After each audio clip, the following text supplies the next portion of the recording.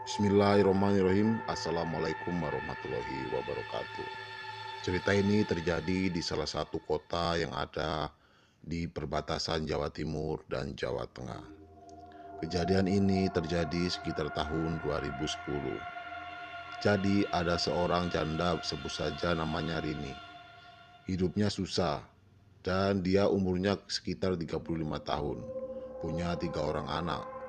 Lalu Rini ini menikah dengan seorang duda, sebut saja namanya Joko. Joko dan Rini ini hidupnya benar-benar susah. Sampai-sampai kalau ada acara keluarga mereka tidak pernah diundang. Bisa dibilang mereka ini pandang sebelah mata atau dikucilkan oleh saudara-saudaranya. Karena hidup susah inilah Joko akhirnya meminta tolong kepada temannya yang seorang dukun, sebut saja namanya Bejo, untuk melakukan pesugihan karena Joko sudah sangat menderita hidup susah. Singkat cerita, Bejo menyuruh Joko untuk melakukan pesugihan di Gunung Kemukus. Gunung Kemukus ini berada di Sragen, Jawa Tengah. Dan Joko ini harus melakukan ritual, yaitu hubungan seks selama 7 kali dengan orang yang bukan pasangannya. Bejo pun bilang kalau nanti berhasil pesugihannya harus dibagi dua antara si dukun Bejo dan Joko. Pulanglah Joko untuk bercerita kepada istrinya, dan akhirnya si istri mengiyakan dengan alasan sudah bosan hidup susah. Rini pun melakukan ritual berhubungan dengan 7 laki-laki lain. Setelah Rini melakukan hubungan itu, Bejo pun menyuruh Joko untuk bertapa di dekat makam keramat yang ada di situ sambil telanjang atau tanpa busana. Setelah itu, kalau ritualnya berhasil akan keluar uang di dalam lemari rumah mereka. Dan setelah bertapa pulanglah Joko. Sampai di rumah dia melihat lemari dan ternyata sudah ada bungkusan kain putih yang berisi uang. Dan kalau ditotal itu bisa sampai miliaran. Besok harinya Joko memberitahu ke si dukun. Akhirnya dukun Bejo pun datang ke rumah Joko untuk mengecek uang itu. Lalu si dukun bilang kalau uang itu tidak bisa dipakai karena si uang itu kotor dan seperti ada noda dari tanah kuburan. Baunya pun anyer dan ada bercak darahnya. Dan ada alasan gaibnya kenapa uang itu tidak bisa dipakai. Karena uang ini ada makhluk yang menjaga. Karena ritual yang dilakukan Rini dan Joko ini tidak sempurna. Karena saat Rini menjalankan ritual seksnya, Rini menikmati hubungan dengan laki-laki itu. Jadi karena itulah ritualnya jadi tidak sempurna. Akhirnya si dukun bilang kita harus nyari 7 tumbal untuk menyucikan uang ini. Pesugihannya gagal ini karena memang ritual yang gagal ini harus ditukar oleh tumbal nyawa manusia.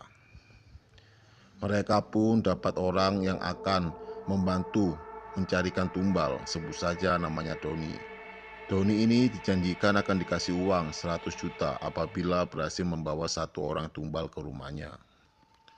Doni pun datang dengan membawa 4 orang calon tumbal. Sebut saja namanya Ardi, Irfan, Hari, dan Sofyan. Keempat orang itu pun tidak tahu kalau mereka akan dijadikan tumbal pesugihan. Lalu bertemulah mereka berempat ini dengan si dukun.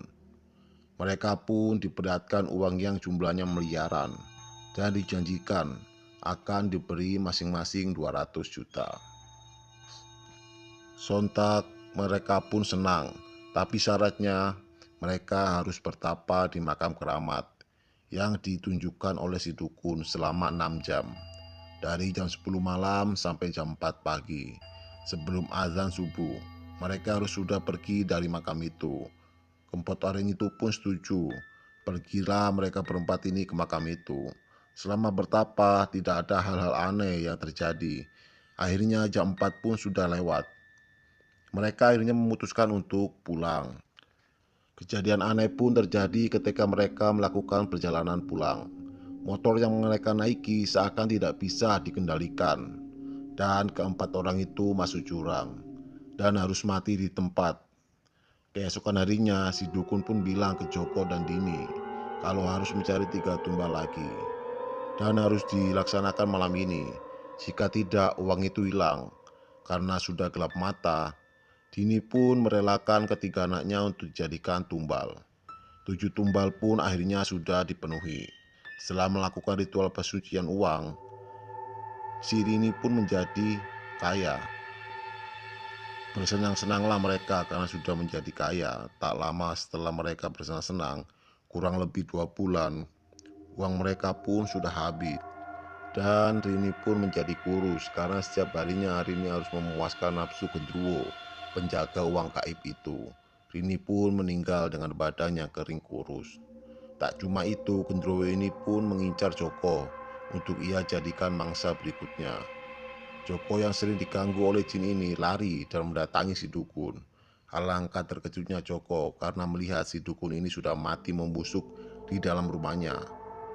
Usut punya usut, ternyata uang itu memang uang terkutuk dan akan memakan korban bagi siapa saja yang menggunakan.